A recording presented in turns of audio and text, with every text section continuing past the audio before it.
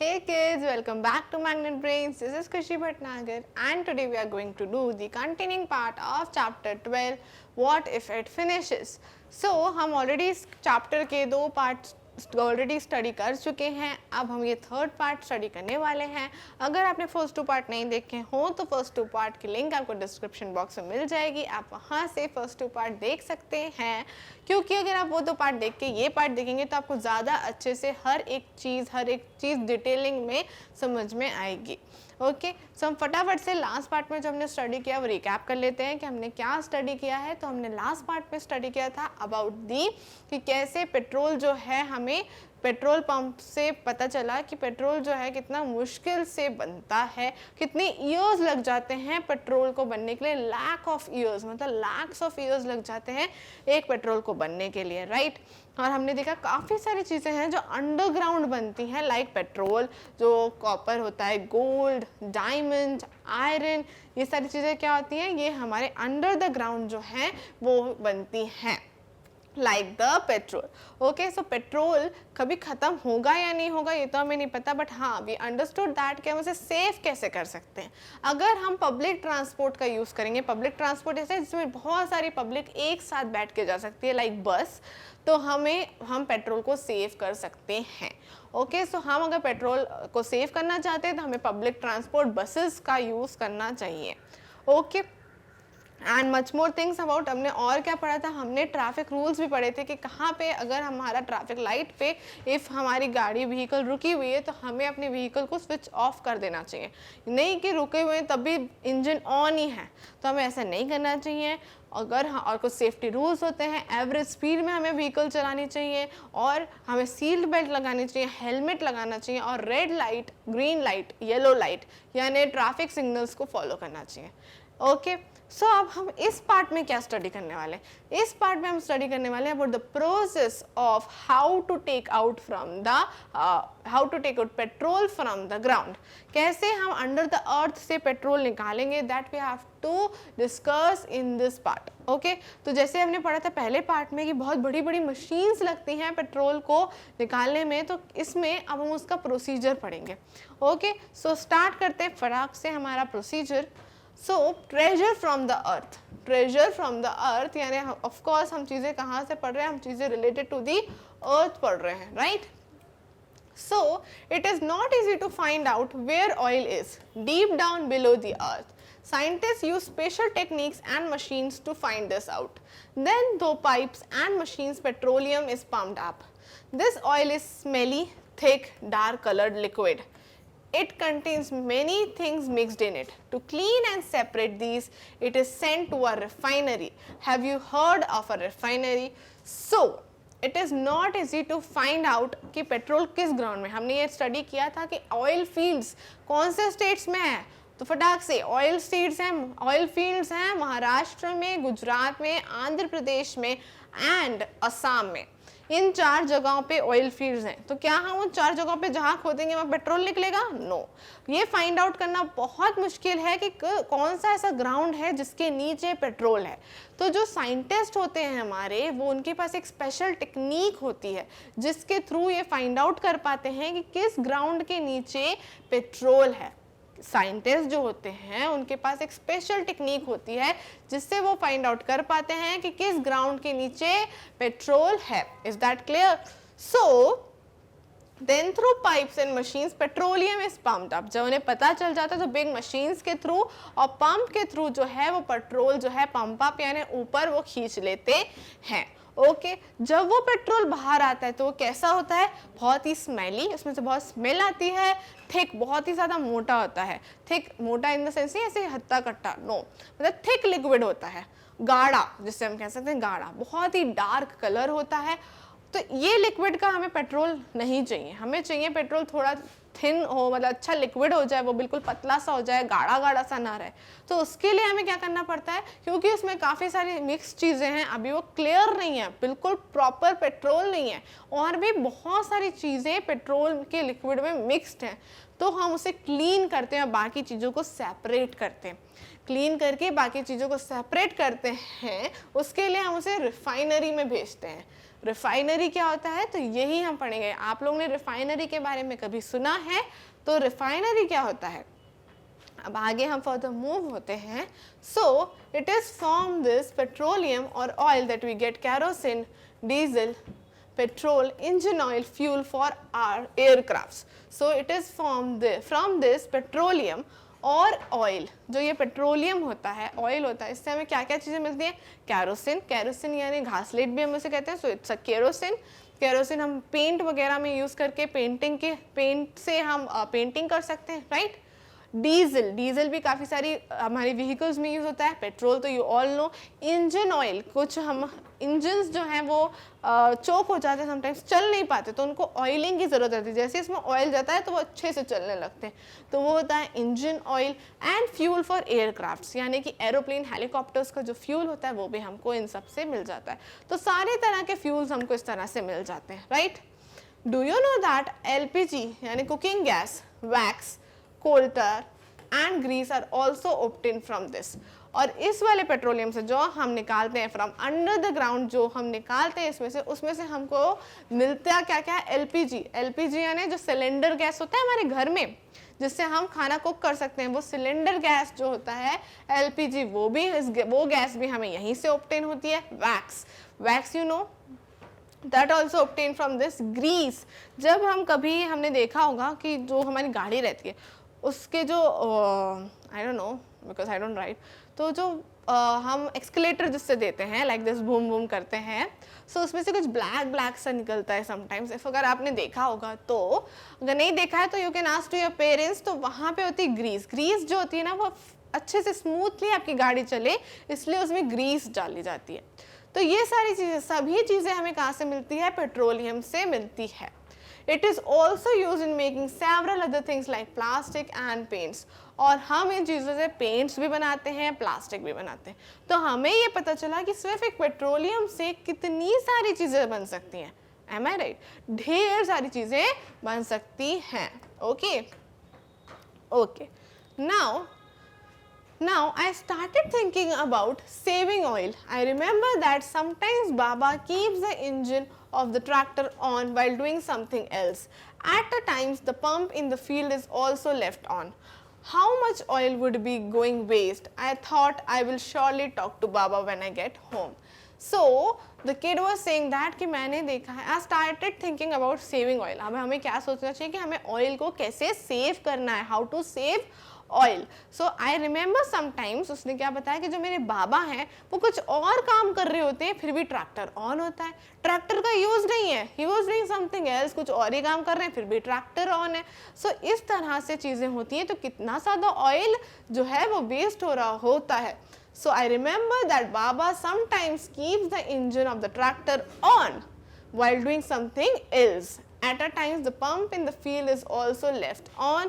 कभी कभी तो पंप्स जो रहते हैं फील्ड में वो भी चालू रहते हैं। सो कितना ज़्यादा ऑयल जो है थ्रू दिस वेस्ट हो जाता होगा, right. So I thought I will surely talk about the baba. So उसने क्या सोचा कि मैं अपने बाबा से इस बारे में बात करूँगा कि इतना ऑयल वेस्ट हो रहा है, so we should think about this, हमें सेव करना चाहिए ऑयल को, right.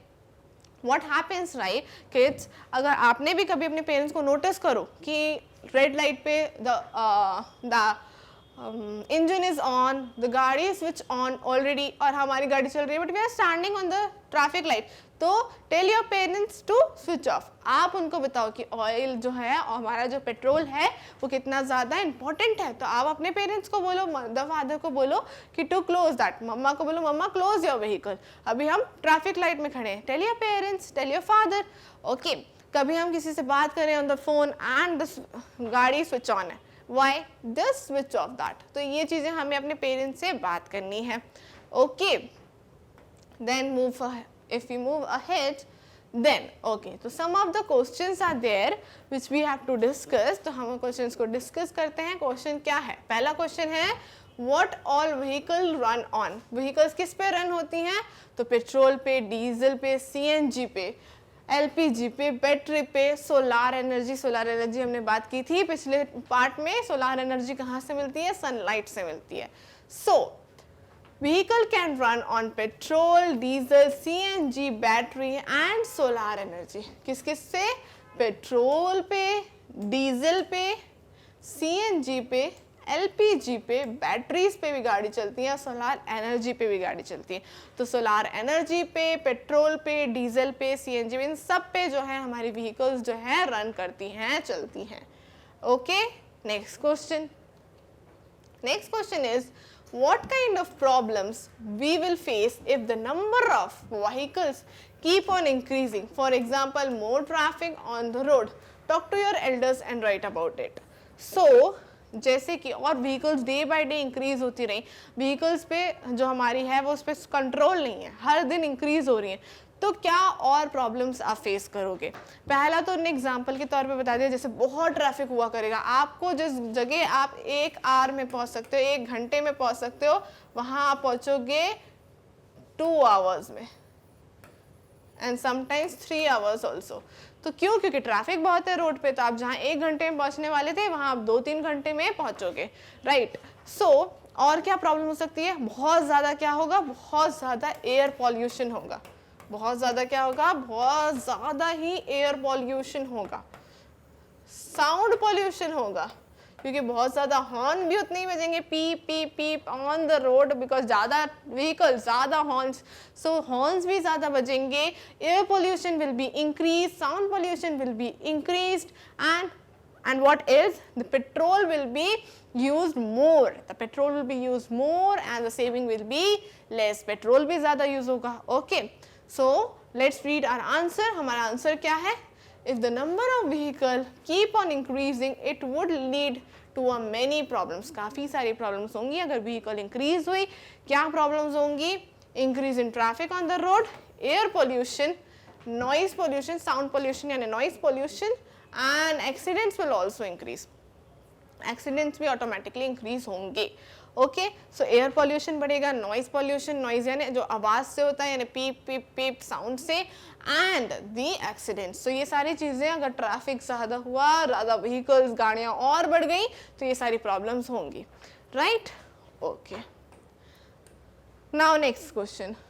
What is next question? Next question is, Manju said, why doesn't everyone use a bus? What do you think? Why don't people travel by a bus? So, you know that कि बस से अगर हम ज़्यादा travel करेंगे तो हमारा petrol भी सेव होगा, राइट। सो वैसे ही मंजू ने कहा था कि सबको किससे ट्रैवल करना चाहिए? बस से ट्रैवल करना चाहिए, बट लोग बस से ट्रैवल नहीं करते। तो आपको क्यों लगता है कि क्यों नहीं करते? तो पहला रीज़न ये हो सकता है कि बसेस जो हैं वो बहुत ज़्यादा क्राउडेड होती हैं, बहुत लोग होते हैं बसेस में, राइट। और क्या रीज़न हो सकता है कि बस से आपको हर एक जगह रुकना पड़ेगा जहाँ पे आपको जाना नहीं है। आप जाओगे अपनी गाड़ी से तो वहीं जाके स्टॉप होगे जहाँ पे आपको जाना है, तो इसलिए हम बसेस का यूज़ नहीं करते। फिर बाय चांस हम बसेस कभी कभी लॉन्ग रूट्स लेती हैं, और कभी ऐसा होता है कि हमको मान लो बीच में पानीपुरी खाते हुए जाना है, तो हम पानीपुरी में अपनी गाड़ी रोक सकते हैं। आप क्या बस वाले को बोलोगे भैया भैया मैं 2 मिनट रुक जाओ, मुझे पानीपुरी खाना है? तो ये सारी जो प्रॉब्लम्स होती हैं वो हमें बस में होती है, इसलिए हम बस में ट्रैवल नहीं करते हैं। एक बार हम आंसर रीड कर लेते हैं। Answer is, buses are over crowded, hence people want to avoid them. Poor people prefer bicycle in order to save money. Rich people use cars and bikes for convenience. So buses are overcrowded, काफ़ी भीड़ होती है, इसलिए लोग buses को क्या करते हैं? अवॉइड करते हैं, बस में नहीं जाते। आप लोग भी बस में कम ट्रैवल करते हो कि क्यों?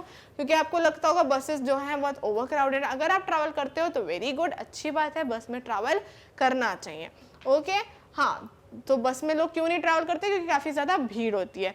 सो पुअर लोग जो रहते हैं वो बाइसिकल्स का यूज़ करते हैं एक जगह से दूसरी जगह जाने के लिए।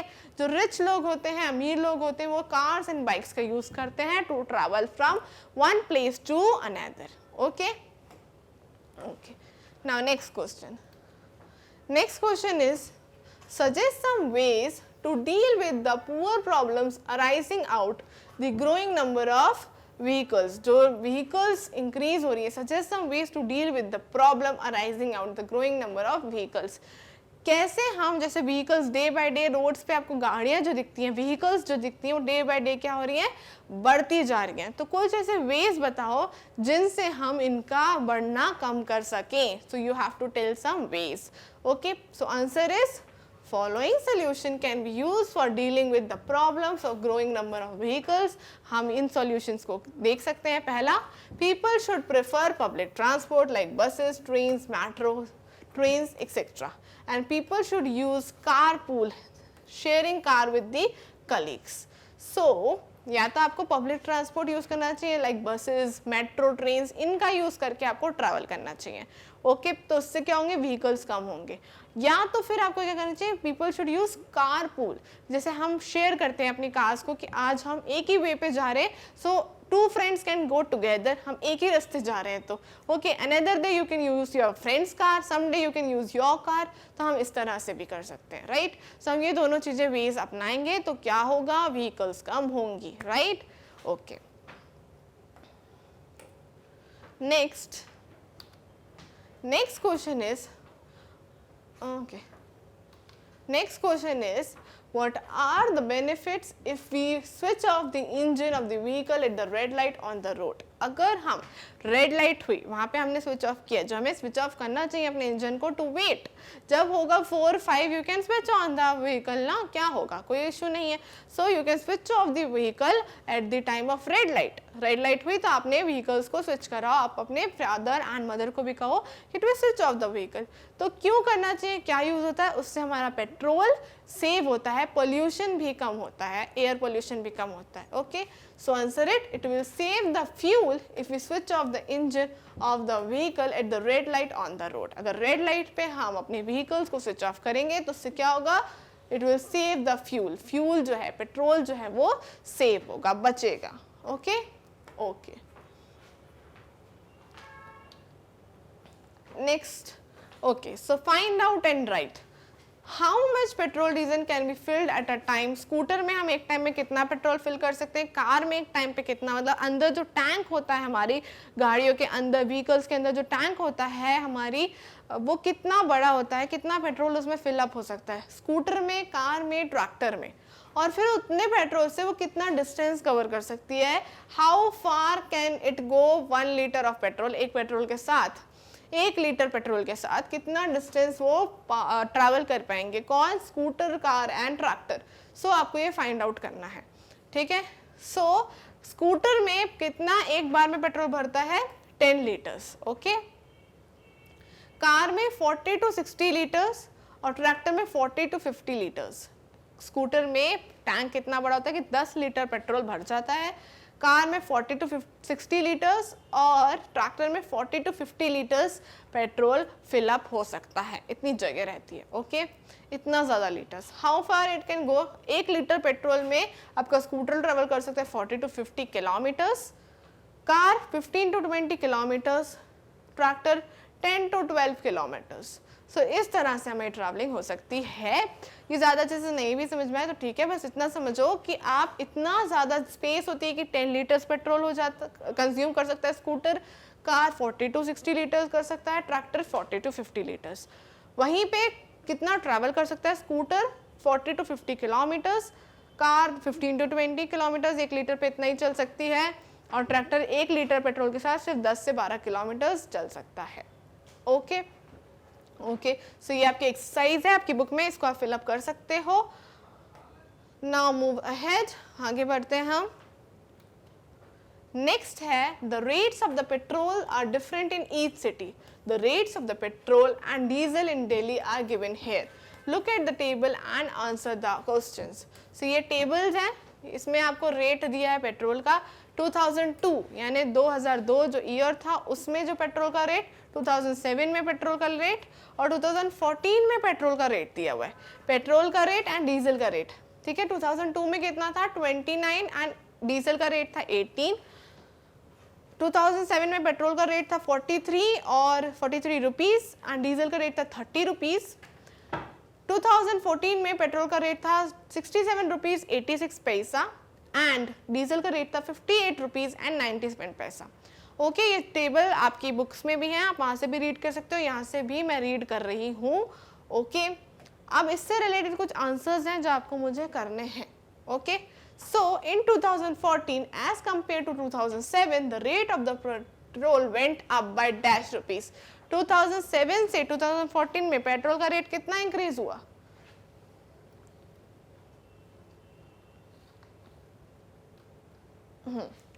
सो 2007 में था 43 रुपीज 52 पैसा. ओके 2014 में हो गया 67 रुपीज 86 पैसा। सो अगर आप ये माइनस करोगे तो कितना आएगा, तो यहाँ पे स्टार्ट -6 में से 2 गया 4, 853.7 में से 3 गया 4, अगेन 6 में से 4 2, तो 24 पैसा 24 रुपीज एंड 34 पैसा जो है आपका इंक्रीज हो गया, बढ़ गया। 2007 से 2014 में कितना रुपीज बढ़ा, 24 रुपीज एंड 34 पैसा। ओके, सो हमने वहाँ पे क्या लिखा है आंसर में, आंसर में हमने लिखा है एज कम्पेयर टू दिस, ये डैश में हमने भर दिया 23 रुपीज एंड 34 पैसा। Understood? The rate of the diesel increase by dash rupees. So diesel का कितना इंक्रीज हुआ है, लेट अस फाइंड आउट। एक बार और हम फाइंड आउट करते हैं। डीजल का है 30 रुपीज एंड 48 पैसा और फिर हो गया 58 रुपीज 97 पैसा। So find out quickly, 58 97 minus 30 48, तो हम इसको सब्सट्रैक्ट करेंगे तो दिस विल गो 17 में से 8 जाएगा, it will come here 9 and then it will become 8 में से 4 गया, it will 4.8 minus 0 is 8, 5 minus 3 is 2, तो 28 रुपीज एंड 49 पैसा इंक्रीज हो गया, 28 रुपीज एंड 49 पैसे इंक्रीज हो गए, 28 रुपीज एंड 49 पैसे। Is that clear? कितना कितना इंक्रीज हुआ ये हमने फाइंड आउट कर लिया। जो रुपीज, जो पेट्रोल है वो 23 रुपीज 34 पैसा एंड जो डीजल है वो 28 रुपीज एंड 49 पैसे जो है इंक्रीज हुए। Is that clear to you? Okay, now move to next question. Next question is, what was the difference in the rates of petrol and diesel from 2002 to 2007 and 2007 to 2014? कितना difference आया, तो हमने difference निकाले। जैसा हमने difference अभी minus करके निकाला था वैसे ही हम डिफरेंस निकालेंगे। तो difference in the rates of petrol from 2002 to 2007, जो पेट्रोल में डिफरेंस आया वो है 13.61 और जो डीजल में आया वो है 11.57 रुपीज़। ओके, 11.57 रुपीज़ और 13.61 रुपीज़, इतना डिफरेंस आया पेट्रोल का, इतना डिफरेंस आया रुपीज़ का 2002 से 2007 तक। और 2007 से 2014 का अभी हमने निकाला था विच इज़ 23 रुपीज़ एंड 34 पैसा and 28 rupees and 49 paisa, right? So simple. Now move to next question. Next question is, what is the price of petrol and diesel in your area? आपके एरिया में पेट्रोल और diesel के क्या prices हैं? आपके area में petrol और diesel के क्या प्राइजेस हैं? तो आपको अपने एरिया में फाइंड आउट करने हैं कि पेट्रोल और डीजल के क्या प्राइजेस हैं। तो price of the petrol in my area 74 rupees 46 litre and price of diesel is 66 rupees and 84 litre. So ये प्राइजेस हैं हमारे यहाँ पेट्रोल के। Okay, next, why are the price of the petrol and diesel going up? क्यों इनके prices बढ़ते हैं हर day by day? हमने देखा, हमने ईयर्स वो टेबल देखी थी हमने 2002 के, 2007 के, 2014 के, सब के प्राइजेस हमेशा इंक्रीज हुए। तो हमेशा इंक्रीज क्यों होते हैं? So the prices of the petrol and diesel is going up because of its production is limited while consumption is increasing day by day. जो हमने क्या पढ़ा है, पेट्रोल जो है वो बहुत सालों में बन पाता है, तो जो प्रोडक्शन यानी बनना, जो बनता है वो बहुत लिमिटेड बन पाता है, कम बनता है।